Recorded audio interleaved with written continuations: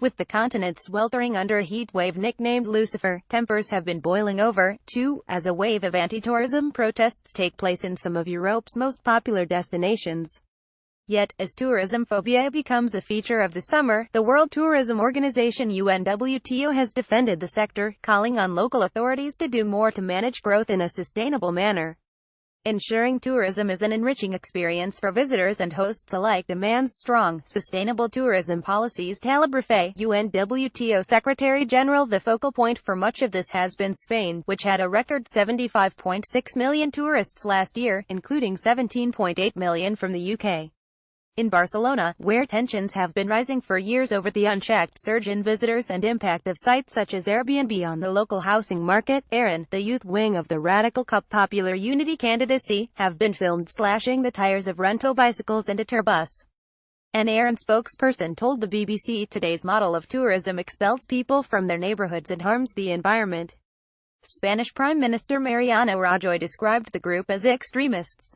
There have also been protests in Mallorca and San Sebastian, where an anti-tourism march is planned for the 17th of August, to coincide with Semana Grande, a major festival of Basque culture. Other demonstrations have taken place across southern Europe. Last month in Venice, which sees more than 20 million visitors a year and has just 55,000 residents, 2,000 locals marched through the city, voicing anger at rising rents and the impact of huge cruise ships and the pollution they cause to the city's delicate environment. A resident holds a placard saying, in Venetian dialect, "I'm not going, I'm staying," during a protest in Venice last month. Photograph Manuel Silvestre. Reuters. Speaking to The Guardian, UNWTO Secretary-General Taleb Rifai said the rise in anti-tourist sentiment is a very serious situation that needs to be addressed in a serious way. If managed correctly, he added, tourism can be the best ally to conservation, preservation and the community. It should not be given up for the sake of mismanagement, he said. Ensuring that tourism is an enriching experience for visitors and hosts alike demands strong, sustainable tourism policies, practices and the engagement of national as well as local governments and administrations, private sector companies, local communities and tourists themselves.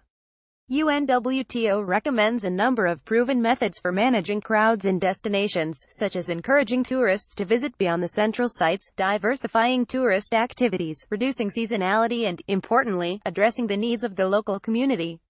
The focus should not be, it says, on simply stopping tourists arriving. Earlier this year, Barcelona started cracking down on unlicensed Airbnb rentals, doubling the numbers of inspectors checking properties. Of around 16,000 holiday rentals in the city, 7,000 are believed to be unlicensed. Messages against tourism in Oviedo, northern Spain. Photograph Alberto Morandipa. In Venice, the mayor's office has also been attempting to tackle the problem. In June it said it would introduce a ban on new tourist accommodation in the city center, and people counters have been installed at popular sites to monitor overcrowding. Factor in the layout of a lot of these continental cities and people get the sense that they're being taken over. Duncan McCann, researcher, New Economics Foundation. Italy has also been cracking down on antisocial behavior in other tourist hotspots. In Rome, this means a ban on people eating or paddling in the city's fountains and drinking on the street at night. Similar measures have been put into place in Milan, which introduced a summer ban on everything from food trucks to selfie sticks in the Darsena neighborhood. In Dubrovnik, another city where cruise ships unload thousands of visitors at a time, the mayor has introduced cameras to monitor the number of visitors in its UNESCO-listed Old Town, so that the flow of people entering can be slowed, or even stopped, once a certain number is reached. Meanwhile, the mayor of popular Croatian party island Hvar has pledged to put an end to debauchery by mostly British tourists by slapping them with huge fines. For Duncan McCann, researcher at the New Economics Foundation, there are a number of factors underlying the recent tensions, including the rise of Airbnb, an increasing number of tourists making short city breaks, and the burden of cruise ships.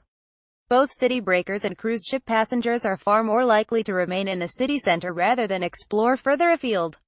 The perceived threat of terrorism in North Africa has also led to an increase in tourists holidaying in the Mediterranean over the past 2 years. These shifts are really putting pressure on these locations, increasing the numbers and reducing the spread of the tourists, says McCann. Once you factor in the layout of a lot of these continental cities, old, and with a network of smaller streets, people start to get the sense that they're being taken over. He adds that this plays into the wider politics of the continent, with economies not seen to be working for people, and politics not addressing the problems. Though tourist numbers have increased, I am not sure they have increased enough in 5 years to cause this much agitation, he says. What has really changed a lot is that politics isn't out for the ordinary person anymore. Until that is addressed, I don't think we'll see this protest movement subside.